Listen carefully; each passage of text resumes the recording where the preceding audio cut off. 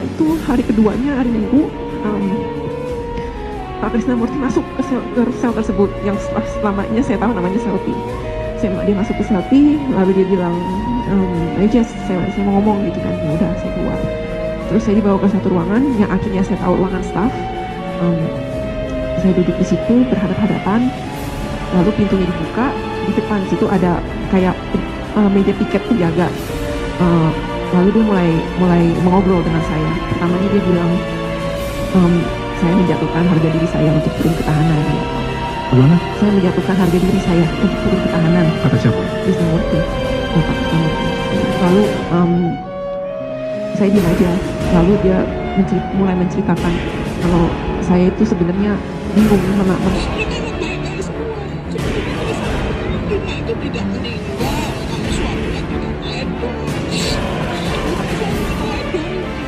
Nggak kasih kesempatan dokter GI menangani lebih awal, langsung dibawa dia bisa.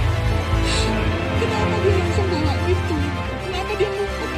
Dia di situ nggak menemui istrinya minum kopi. Dia nggak tahu di mana. Dia kan nggak bisa drop, nggak tahu dia di mana. Udah cepet kan datangnya cepet kan? Dia masih ada di situ nungguin. Kasus kopi maut cyanida yang merenggut nyawa Mirna Salihin kembali menarik perhatian netizen di jagat sosial media.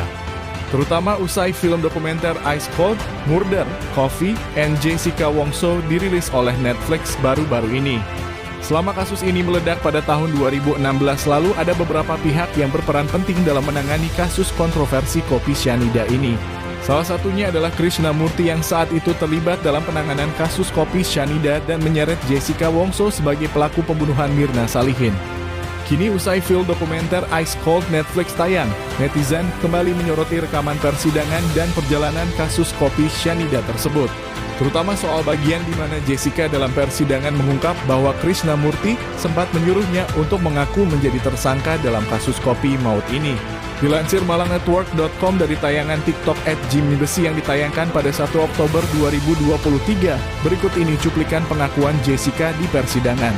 Lalu setelah itu hari keduanya hari Minggu, Pak Krisnamurti masuk ke sel tersebut yang setelah lamanya saya tahu namanya sel T, kata Jessica di persidangan. Sel T sendiri merupakan ruangan sel tikus di penjara. Disebut demikian oleh narapidana karena ukuran ruangannya yang kecil dan pengap. Lalu Jessica memaparkan apa yang dikatakan Krisnamurti saat menemuinya di ruangan sel tersebut. Dia masuk ke sel T. Lalu dia bilang, ayo Jess, saya mau ngomong gitu kan. Ya udah saya keluar. Terus saya dibawa ke satu ruangan yang akhirnya saya tahu ruangan staff. Saya duduk di situ berhadap-hadapan, terang Jessica.